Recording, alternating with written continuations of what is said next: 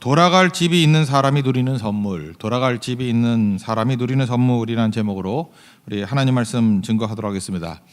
요즘 참 덥습니다. 더울 때마다 생각하는 게 항상 감사해야 되겠다 생각을 하죠. 그래서 여러 가지 감사하는 것들이 있지만 특별히 에어컨 만든 사람 감사한다 그랬죠. 그 윌리스 캐리어라는 사람.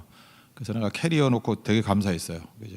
이거 어려움 당할 뻔했는데 하나님께서 이렇게 좋은 사람 보내주셔서 이렇게 발명도 하게 만드시고 하나님께서 또 여러 사람 세워주셨다.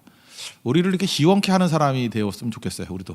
그죠? 어떤 사람이 답답하고 막 더위 타고 그럴 때 영혼의 에어컨을 틀어줘서 시원케 만드는 사람이 있으면 얼마나 좋을까 그런 생각을 해봤습니다. 우리는 축복의 통로 그러지 않습니까? 축복의 통로라는 건 뭐예요? 그 사람 때문에 주변 사람들이 복 받는다는 거 아니에요. 축복의 파이프라는 거. 그러므로 항상 내가 좋은 일 있잖아요. 내가 받은 축복 그러면은 항상 옆에 누가 있어야 돼요. 예배가 참 좋아요. 예배 때문에 내가 하나님을 만났어요. 그러면 그냥 예배 혼자 갈 생각만 하는 게 아니고 같이 올 사람. 기도가 너무너무 좋아요. 기도를 통해서 내가 하나님의 능력을 받았어요. 그러면 혼자 기도 갈 생각이 아니라 항상 생각이 들어야죠. 누구 같이 갈 사람. 이게 축복의 통로거든요. 이게 몸에 배 있는 사람이에요. 뭐 이렇게 잘 될 때 그러잖아요. 뭐 좋은 일 있을 때 누구 데려가려고 그러는 사람들 있잖아요. 그때 그걸 축복의 통로 그러지 않습니까? 그게 없다 그러면은 그 뭐 속담 말로 연애 존팽이들이에요. 그죠? 뭐 혼자 그러다가 말아버리는 사람들. 세상에서도 성공 못하는 사람들은 되게 그래요. 좋은 거 확산을 못 시켜요. 그냥 혼자만 뭐 하다가 끝나버리고 하는 거죠. 그러니까 이게 의식의 문제거든요. 축복의 통로가 된다는 것은 생각이 다 바뀌어야 된다는 것입니다. 여행 한번 생각해 보세요. 여행이 뭐가 좋은가요? 그러면 여행이 뭔지 잘 모르는 사람은 목적지가 좋아야 된다고 생각을 해요.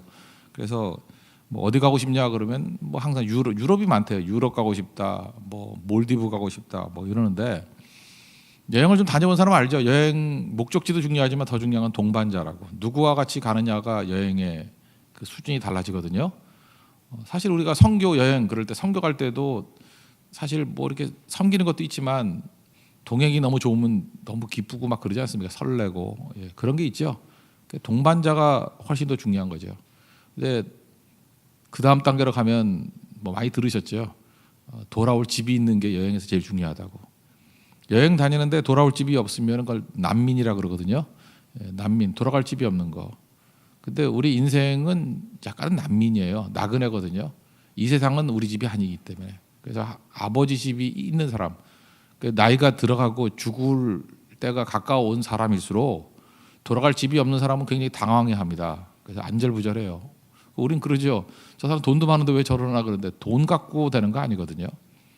천국의 확신, 구원 절차 올라타서 하늘나라 가지요. 이 확신이 있는 사람하고 그거 없는 사람은 다릅니다. 우리가 위기 상황, 뭐 죽을 위기에 처하죠. 젊은 사람도 마찬가지예요. 돌아갈 집이 있는 사람은 안도하는데 그러지 않으면 무너지게 된다는 것입니다. 최근에 제 세대보다도 더 앞선 세대겠죠. 1920년인 그 철학자 트리오가 계시죠. 우리나라 철학이었는데 철학을 인문학적으로 이렇게 발전시켜서 에세이를 통해서 뭐 굉장히 많은 사람이 영향을 미친 분이 있어요. 뿌리는 다 연세대학교였는데 학교를 이제 옮기셨죠. 숭실대의 안병욱 교수. 좋아합니다. 저 이름이 똑같아서 안병욱 교수. 그분이 이 세 분이 다 1920년생이세요. 그러니까 금년이 2018년이니까 98년이잖아요. 그러니까 한국 나이로 할 때는 99세 내지 100세. 그죠? 근데 안병욱 교수는 돌아가셨고 2013년인가에 기억나는데 5년 전에 돌아가셨고요. 안병욱 교수. 그다음에 그 서울대의 김태길 교수라고 계시거든요. 그분도 다 철학하신 분들이에요. 근데 에세이 써가지고 이게 인문학으로 발전시키신 분이고, 그다음에 아직도 살아계시는 분이 있어요. 연세대학교 교수였던 김영석 교수님. 아직도 살아계시는데 최근에 책을 썼는데 에세이입니다. 그 선하고 아름다운 삶을 위하여. 그러니까 뭐 두란노에서 나온 거 보니까 우리 기독교 책이거든요. 제가 앞부분에 읽어 보니까 감동이 있었습니다. 근데 이 얘기를 하는 거예요. 이제 여러분 지금 되게 오래 살기 원하시고 이제 100세 목회를 꿈꾸고 계신 어떤 목사님도 계시는데 이제 100세가 되면 나타나는 현상을 알라 그러면은 이제 김영석 교수 이 글을 읽어보듯이 지금 100세거든요. 이분이 이제 99세, 100세 이렇게 되는데 혼자 남는데요. 아무도 없대요. 친구도 다 죽고. 그 70대 후반에 어머니 돌아가시고 80대 초반에 아내가 돌아가시고 뭐 이런데 그 어머니가 돌아가시면서 그런 얘기 하더라는 거예요. 야, 너 혼자 남으면 집이 비어서 어떡하니? 그러고 돌아가셨대요. 너 혼자 남으면 집이 비어서 어떡하니? 자기가 이제 80대 후반에 건강하신 분이에요. 그래서 미국에 이렇게 집회를 쭉 다녔는가 봐요. 순회 뭐 강연하고 집회하고 이랬다는 거예요. 근데 뭐 그래도 견딜 수 있었답니다. 근데 그 로스앤젤레스 공항에서 이렇게 돌아올라 그러는데 오기가 싫더라는 거예요. 그 이유가 뭐냐면은 집에 가면은요 아무도 없는 빈 집이기 때문에 뭐 집에 누가 반겨줄 사람이 있어야 집에 가는 거 아니에요. 근데 아무도 없는 빈 집. 그래서 공항에서 비밀 돌다가 뭐 아들 집에 잠깐 들렸다가 집에 갔다라는 얘기가 나와요.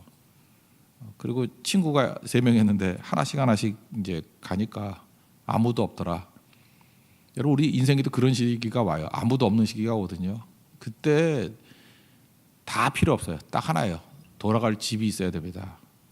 돌아갈 품이 있어야 돼요. 아버지 품이거든요. 그게 오늘 누가복음 15장의 이 주제인 것 같아요. 두 사람 여행이 있어요. 두 사람 여행. 이제 소위 말하는 탕자라고 말하는 둘째 아들, 또 하나는 첫째 아들. 둘 다 여행 떠나는 거거든요. 이 탕자는 이렇게 생각하면 돼요. 우리 같이 이렇게 교회 안에 있는 사람 말고 교회를 뛰쳐나간 사람들, 교회 밖에 있는 사람들, 예배 안 드리는 사람들, 그런 사람들도 탕자인데 돌아와야 돼요. 아버지 품으로 돌아와야 회복이 일어나고. 교회 안에 있는 사람들이 사실 저와 여러분들 같이 교회 안에 있는 사람들 가운데도 첫째 아들 같은 모습이 될 수 있죠. 몸은 아버지가 같이 사는 것 같은데 마음은 멀리 떠나 있어요. 먼 여행을 떠나 있거든요. 이 사람도 아버지 품으로 돌아와야 돼요. 그래서 둘 다 아버지 품으로 돌아와야 회복의 역사가 나타나게 된다는 것입니다. 먼저 두 사람 이야기인데 여행 이야기예요. 이것도 그 둘째 아들은 뭐 너무 잘하는 거죠. 뭐 내용 잘 알기 때문에 그냥 간단히 보면 독립할 마음이 생겼어요. 아버지 품에 있으니까 지겨워서. 그러니까 하나님이 지겨운 사람이죠. 간섭이 귀찮고. 근데 이럴 때는 꼭 바람잡이가 있어요. 그래서 여러분 잊지 말아요. 친구 잘 사귀어야 된다는 게 뭐냐면은 바람잡이가 있다고 꼭 이런 얘기를 하는 거예요. 그죠? 야, 저기 가면 기쁨이 있고 저기 가면 쾌락이 있고 저 클럽 가면 신나고 왜 젊음을 그렇게 보내니? 너 이렇게 멋있게 생겼는데 그죠? 너 이렇게 키도 크고 뭐 학력도 좋고 뭐 그러잖아요. 그죠? 뭐 얼굴도 잘생기고 인간관계도 좋고 왜 그런 데 썩고 있니? 저런 데 가. 이렇게 바람 잡는 사람들이 꼭 있어요. 그죠? 신앙이 초반일 때도 보면요. 이렇게 믿음 없는 사람하고 교제를 하면 이게 바람잡이들 때문에 이게 흔들리는 사람들이 되게 많아요. 그래서 그 얘기 믿고 쓸데없는 호기심이 생겼죠. 이게 쓸데없는 호기심이 이게 문제인데. 그러니까 마음에 한번 이런 호기심이 생겨놓으니까 마음이 흔들리는 거예요. 마음 잡을 수가 없어요. 종 잡을 수가 없어요. 통제가 안 되는 거예요. 그래서 그 아버지한테 할 일이 아니라 그러지. 이건 살아계실 때 재산 달라 그러는 건 죽으란 얘기가 똑같다는 얘기라 그래요. 유대인들 풍습에 의하면. 그러니까 몹쓸 짓 하면서 재산 가지고 나갔어요. 잘 될 리가 없죠. 잘 되면은 그게 뭐 하나님 말씀이 틀린 거지. 그래서 망했어요. 망했다고. 호기심 따라가다 망했다고요. 근데 참 묘한 게 뭐냐면 우리는 그거 하나 망하면 나머지 그대로 있다고 생각을 해요. 우리 망하기 이전엔 아무도 몰라. 근데 세상이 어떤지 알아요? 그 하나님 품 떠나가지고 이렇게 한 가지 망하잖아요. 돈 없어지잖아요. 그러면 주변에 있던 모든 게 순식간에 싹 사라져 버립니다. 썰물 사라지듯이. 친구도 많은지 알았죠. 돈 없어봐야 싹 사라져요. 뭐 의리 이런 사람들 뭐 예수 그 의리스도 이렇게 부르는 애들도 다 떠나가요. 뭐 의리 그거 갖고 되는 거 아니고. 여기 이 친구 같으면 여자들 뭐 많이 따랐겠죠. 돈 있으니까. 그때 다 떠나가 버리고. 원래 그런 거라고요. 그래서 노예같이 돼지 치는데 그 돼지 주는 밥도 모자라 가지고 흉년이 왔겠죠. 그래서 못 먹더라. 다 깨졌더라. 우리가 인생 살면서 이런 경험을 합니다. 이렇게 바닥 체험을 해요. 남은 게 없네. 내가 다 무너졌네. 이제 어떡하지? 난 노예같이 돼버렸어. 돼지 밥도 먹을 수가 없어. 이제 그렇게 느끼거든요. 이렇게 코너에 표현을 안 해도 이렇게 코너에 막 몰릴 때가 있잖아요. 자기는 알고 있죠. 나는 이거 빈털털이야. 아무것도 없어. 쫄딱 망했어. 근데 돌아갈 아버지가 있잖아요. 이러면 사는 거예요. 그러니까 우리가 하나님 앞에서 꼭 해야 될 일이 뭐냐면요, 이 사람들에게 그냥 절망하지 마 이러면 마지막 최후의 선택이에요. 돌아갈 아버지 품이 있어. 17절부터 19절까지 보겠습니다. 이에 스스로 돌이켜 이르되 내 아버지에게는 양식이 풍족한 품국이 얼마나 많은가. 나는 여기서 줄여 죽는구나. 내가 일어나 아버지께 가서 이르기를 아버지 내가 하늘과 아버지께 죄를 지었사오니 지금부터는 아버지의 아들이라 일컬음을 감당하지 못하겠나이다. 나를 품꾼의 하나로 보소서 하리라 하고 집으로 돌아갔습니다. 아버지 품으로 돌아갔습니다. 그러면 사는 거예요. 그러니까 아버지 품이 있음을 꼭 알려줘야 됩니다. 그래서 교회는 이렇게 예배드리는 것도 필요하지만 기다려주는 아버지가 돼야 돼요. 그래서 교회가 이렇게 건강해지고 되면요, 우리도 이제 개척교회니까 아직도 이제 그 경험이 많이 없는데 신앙생활 하고 막 무지하게 많이 왔다 무지하게 떠나가고 막 그렇잖아요. 근데 언제부터 이게 부흥기가 되느냐면 떠나갔던 사람들 중에서 이렇게 깨지고 돌아올 때 따뜻하게 받아주기 시작할 때부터예요. 그때부터 변화가 일어나요. 그래서 교회가 돌아온 탕자가 한 10%쯤 되면 그때부터 폭발적이 돼버리는 거예요. 왜냐하면 그 품을 수 있는 아버지 품을 체험하는 교회거든요. 이건 뭐 그냥 부흥부흥한 거 다른 거예요. 잊지 말라고 여러분들이 돌아올 수 있는 교회, 아버지 품과 같은 교회, 아버지를 만나는 거죠. 하나님 아버지를 만날 수 있는 이 교회, 그게 중요한 것입니다. 가정에서도 마찬가지. 아버지와 어머니가 자녀들이 심령적으로 돌아올 수 있게 만드는 그 구조가 너무 중요하다는 것입니다. 이게 둘째 아들의 여행이에요. 아버지께 돌아오는 여행. 첫째 아들은 몸은 집에 있죠. 몸은 집에 있는데 마음은 멀리 가 있습니다. 그래서 아버지와 같이 사는데 마음은 같지가 않아요. 우리가 지금 교회 다니면서 신앙생활할 때 이 첫째 아들 같은 신앙생활을 할 때가 있죠. 이 교회 안에 있는데 이 아버지 아들 같지 않은 모습입니다.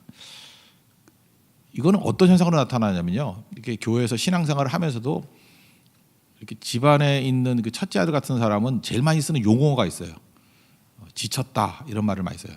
지쳤어 이러고 매너리즘에 빠졌다라고 누가 얘기를 해주든지 너는 참 매너리즘에 빠진 것 같아. 그리고 자꾸만 짜증을 내요. 짜증을 내고 그러면은 이 사람도 지금 교회 안에 머물러 있지만 그 큰아들 같은 여행을 하고 있는 거예요. 아버지 멀리 떠난 거예요. 그 심정적으로 돌아와야 됩니다. 그래서 이 교회 안에 있으면서도 자꾸만 표현하는 사람이 또 안 하는 사람이 있어요. 근데 자꾸만 분노심이 생기는 거예요. 분노, 누구에 대한 분노가 있어요? 아버지에 대한 분노, 동생에 대한 분노, 하나님에 대한 분노. 자꾸만 분노심이 생기는 거예요. 그리고 자기는 소외감을 느끼고 열등감을 느끼고 고립되고 이렇게 열심히 일하다가 이렇게 혼자 있고 막 그런 사람 있잖아요. 고립되고. 이게 큰 아들 같은 여행을 하고 있는 거거든요, 지금. 그래서 항상 화가 나 있어요. 그리고 부당하다라는 느낌을 많이 받아요. 그리고 이게 뭐야, 이런 생각이 들어요. 그리고 나는 이렇게 많이 했는데 이런 거예요, 그죠? 나는 이렇게 많이 했는데 저거 밖에서 굴러먹던 놈한테 왜 이렇게 대접을 해줘? 이런 게 이제 화가 나는 거예요, 막. 이게 첫째 아들의 여행이에요. 아버지 만난 게 아니거든요. 29절 30절 한번 보십시오. 아버지께 대답하여 이르되 내가 여러 해 아버지를 섬겨 명을 어김이 없거늘 내게는 염소 새끼라도 주어 나와 내 벗으로 즐기게 하신 일이 없더니 아버지의 살림을 창녀들과 함께 삼켜버린 이 아들이 돌아오며 이를 위하여 살찐 송아지를 잡으셨나이다 하고 열심히 화를 내고 있어요. 이게 내 모습이죠. 내 모습이고 또 주변에서 종종 보는 모습이기도 합니다. 이게 우리 이야기고 내 이야기예요. 그러다 보니까 참 탕자가 많죠. 아버지 품을 떠난 탕자들이 너무 많아요. 교회 밖에 있는 사람도 그렇고 교회 안에 있는 사람도 그렇고. 그러니까 우리가 예배를 통해서 신앙이라는 게 뭐냐면요, 아버지 품으로 돌아오는 거예요. 목사도 아버지 품으로 막 돌아가야 돼요. 아버지하고 그렇게 돌아가야 돼요. 그러면은 아버지 품에 돌아가면은 이 둘째 아들도 그렇고 첫째 아들도 그렇고 이 여행은 우리 여행의 목적지가 뭐라고요? 돌아갈 집이 있어야 되고 아버지 품이 있어야 되는데 그 품으로 돌아가면 끝나는 거예요. 그럼 다 회복이 됩니다. 오늘 이야기를 하고 싶어요. 아버지 품에 안기면 주시는 선물이 있는데 첫째는 용서가 있어요. 어떤 조건에도 용서가 있어요. 이거보다 좋은 건 없죠. 탕자가 돌아왔습니다. 돌아왔더니 뭐 문책하지 않았어요. 왜 그따위 살았냐 하면서 하나씩 하나씩 묻지 않고 그냥 용서해 줍니다. 큰아들도 마찬가지예요. 큰아들이 막 삐져서 있을 때 야단치지 않아요. 너는 그 꼴이 뭐냐 그러지 않고 뭐라 그러죠? 야, 내 것이 다 네 건데 뭐 하면서 그 아버지가 따뜻하게 용서해 줘요. 그래서 여러분 진짜 용서를 맛보려고 하면 아버지 품으로 와야 됩니다. 우린 용서가 필요한 존재 아닙니까? 우리 지난주에도 로마서 7장을 살폈지만 원하는 것과 행하는 것이 같지가 않아요. 뭐 어떤 사람은 원하는 것도 악을 원하는 사람도 있어요. 그죠? 악을 원하고 악을 행하고 그런 사람도 있고 또 좀 괜찮은 사람이라 하면 선을 원해요. 하나님 말씀대로 사는 걸 원하는데 행함은 그게 아니에요. 그래서 모순투성이라고 인간이. 그래서 우리는 용서가 필요합니다. 근데 용서는 어떻게 하면 되느냐? 뭐 삼보일배 해야 되느냐? 뭐 자해해야 되느냐?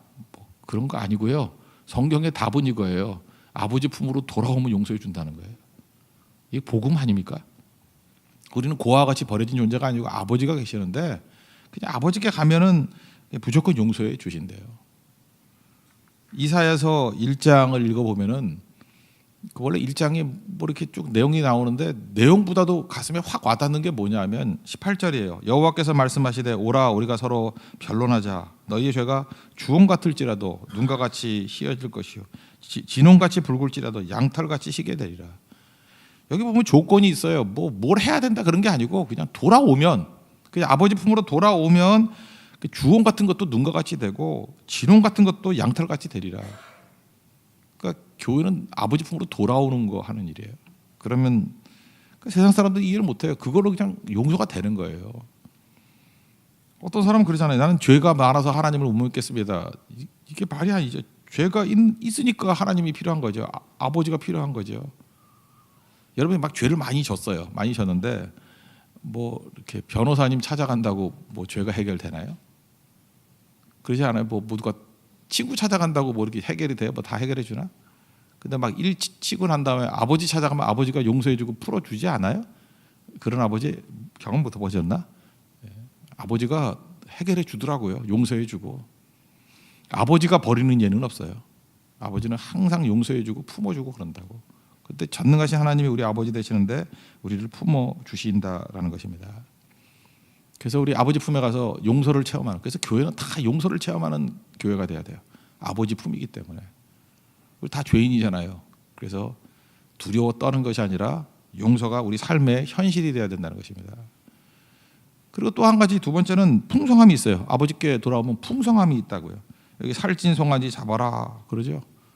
그리고 뭐 잔뜩 뭐 해주잖아요. 뭐 옷도 입히고 신발도 바꿔 신기고 가락지도 끼우고 살찐 송아지 잡고 풍성한 거죠. 뭐든지. 아들에게도 마찬가지 아닙니까? 아버지는 구두쇠가 아니에요. 뭐 이렇게 째째하지 않아요. 계산적이지 않아요. 그래서 하나님을 체험한 사람들은요 생각보다 이렇게 넉넉해져요. 막 풍성히 부어주시니까 풍성이 이렇게 나누는 것들도 배우게 되는 것 같아요. 요한복음 10장 10절 보니까 내가 온 것은 양으로 생명을 얻게 하고 생명 주는 것도 대단한 건데 그다음 뭐라 그래요? 더 풍성히 얻게 하려 하심이라. 더 풍성히. 그래서 하나님 체험하면 언제나 넘치도록 이런 표현이 많아요. 넘치도록 뭐 차고 넘치도록 충분히 그 주님께서 엄청 주시거든요. 그런데 이건 돈만이 아니고 은혜를 부어주시죠. 근데 여러분 참 그래요. 그 돈이 단지하는데 돈이 많잖아요. 돈이 많으면은 더 원해요. 항상 그래요. 보면 돈이 뭐 우리 얼마 정도가 돈이 많을까요? 뭐 억대로 벌잖아요. 그럼 저 정도 충분할 것 같은데 그 억대로 버는 사람이 예배를 갔더니 여기서 100배 축복을 달라고 기도를 하더라고. 그래서 기도는 해줬어요. 뭐 100배 줘도 많이 하면 되는데 저는 그랬어요. 저 정도 벌면은 이제 돈 얘기는 안 하고 딴 거를 구할 줄 알았더니 좀 더 있었으면 좋겠대요. 나쁘지 않았어요. 뭐 어차피 뭐 더 하라고. 뭐 밥도 잘 사주고 좋더라고. 더 받더라고. 근데 내가 보니까 돈은요 항상 더 원함이 있어요. 근데 이제 하나님께서 주시는 선물이라는 의미에서 이제 은혜라고 합시다. 은혜는 더 원함이 없고 만족이 있어요. 여러분 어떤 것이 더 행복한 거예요? 더 원하는 게 있는 게 행복한 거예요? 아니면 만족하는 삶이에요? 만족의 만족. 어떤 여자분이 남자친구를 하나 더 얻었는데 이게 만족이 없어. 그래서 하나만 더 사마리아 여인이죠. 그러면 하나만 더, 그러면 남편 5이 있었고 지금 있는 남편은 내 남편이 아니다. 그럼 그 여자가 행복한 거예요? 6명이나 얻었는데 더. 근데 진짜 사랑하는 남자를 만나가지고 나는 아무것도 필요 없고 여기서 세상에서 갖는 가정의 만족은 최고예요. 이게 행복한 거 아니에요? 그거 똑같다고요. 하나님께서 우리에게 은혜를 주시면요, 만족하다는 건 뭐냐면 더한 거를 구하지 않아요. 밭에 감추인 부화를 발견한 사람은 뭐 땅 팔고 집 팔고 냉장고 팔아 뭐 이러잖아요. 그런 거하고 비교될 수 있는 게 아니에요. 그게 만족이라고요. 아버지 품에 와야만 만족이 있습니다. 자꾸만 어떤 사람은 목마른 사람 있잖아요. 맨날 뭐 없다 그러고 이것도 달라 저것도 달라 막 이런 사람 보면 아직 아버지 품이 아니기 때문에 그래요. 아버지 품에 오면요, 만족함이 있어요. 그냥 여기가 좋사오니 그런 게 있어요. 뭐 더 필요한 게 없는 거예요. 그냥 충분히 누리는 거예요. 충분히. 이 세상 사람들은 몰라요. 그 경지를. 그게 아버지 품이에요. 사랑의 품이라고요. 그 아버지 품에서 우리 둘째 아들, 첫째 아들 다 만족함이 있기를 원합니다. 만족함이 있으니까 어떤 일이 벌어져요? 이제 세 번째죠. 잔치의 잔치. 잔치가 벌어지는 거죠. 22절부터 24절 여기 뭐 좋은 옷 내어다가 입혀라, 가락지 끼워라, 뭐 신을 신겨라, 살찐 송아지 잡아라. 그리고 24절에 뭐라 그래요? 23절 하반절부터 우리가 먹고 즐기자. 이 내 아들은 죽었다가 다시 살았으면 내가 잃었다가 다시 얻었노라 하니 그들이 즐거워하더라. 그래서 믿음은 잔치입니다. 그래서 항상 잔치가 벌어지는 거예요. 기뻐하고. 그래서 교회 보면요, 찬양하고 뭐 춤추고. 저는 춤을 좀 잘 췄으면 좋겠는데 이게 안 돼요. 제가 이게 목사가 된 게 감사한 게 율동 안 해도 되잖아. 그래서 그게 제일 좋아요. 그죠? 이렇게 시키면 되니까. 율동을 해야 되지만, 그죠? 다윗처럼 춤을 추면서 하는데 다윗이 참 부러워요. 다윗은 춤을 췄는가 봐. 그죠? 이게 되게 중요한 거죠. 그래서 여러분들 아버지를 만난 사람은요, 표정이 달라져요. 여러분 얼굴 좀 웃고 다니세요. 저는 알아요. 여러분 마음속에 하나님을 만나서 기쁨이 있는 거. 근데 얼굴까지 표현이 안 되는 것 같아. 좀 미소 지으십시오. 뭐 여러분이 철학자예요. 왜 이렇게 찡그리고 다녀요? 그죠? 만나면 마음이 상쾌해지고 함께 웃어주는 사람, 좀 그런 사람이 됐으면 좋겠어요. 그렇죠? 충만하게 생명이 흘러가는 사람. 여러분 우는 것도 훈련을 해야 돼요. 그죠? 날마다 웃어서 밝음이 있어야 되고. 근데 우린 그래요. 하나님께서 10,000가지 은혜를 주셨거든요. 100개 중에 99개의 은혜를 주셨는데 한 가지 없는 거 그거 골똘히 생각하면서 찡그리고 다녀. 그거 안 풀린다고. 소갈머리가 그렇게 해서 살면 되겠어요? 주신 거에 대한 감사를. 제가 얘기했잖아요. 그 캐리어 에어컨 발병한 사람만 내가 묵상해도 3일 동안 감사가 나오던데. 그죠? 감사합니다. 그 사람 죽고 나하고 관계도 없어요. 미국 사람이에요. 근데 내가 감사하잖아요. 감사는 이렇게 생각하는 거거든요. 하나님께서 우리에게 주신 걸 생각하는 거. 오늘 우리가 둘째 아들이 되었던 첫째 아들이 되었던 둘째 아들은 호기심이에요. 호기심. 이게 병든 호기심. 자꾸 뭐 세상에 다 호기심 있는 사람, 그러나 다 교회 나가요. 뭐 딴 데 뭐가 있는지 알고.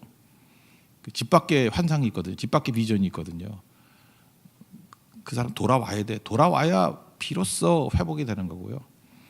교회 안에 있으면서도 매 짜증 부리고 이렇게 분노하고 부당하다 그러고 하나님에 대해서 화가 나 있는 분들이 있죠. 돌아와야 됩니다. 주께로. 주의 품에 안기면은 그때부터 모든 것에 대한 용서가 있고요. 그 다음에 뭐 잔치 벌어지는 거예요. 그죠? 더 풍성하게 잔치 벌어질 일들이 벌어진다고요. 우리 안에 이러한 하나님 품에서의 축제가 넘쳐날 수 있는 하나님의 거룩한 백성 되기를 바랍니다. 혼자 오지 마십시오. 항상 같이 동행할 수 있는 믿음의 종 되기를 바랍니다. 네, 자리에서 일어나겠습니다. 525장 찬송하겠습니다.